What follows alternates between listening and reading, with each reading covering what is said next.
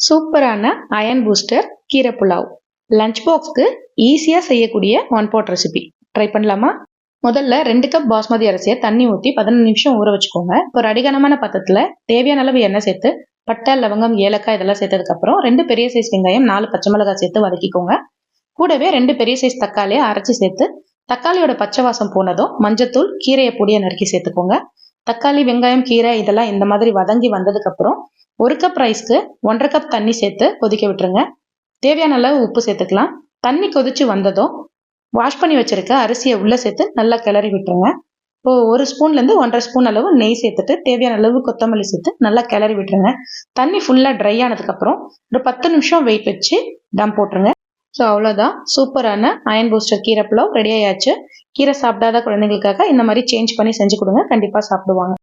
Video பிடிச்சிருந்தா like பண்ணுங்க, மறக்காம சேனலை சப்ஸ்கிரைப் பண்ணிக்கோங்க.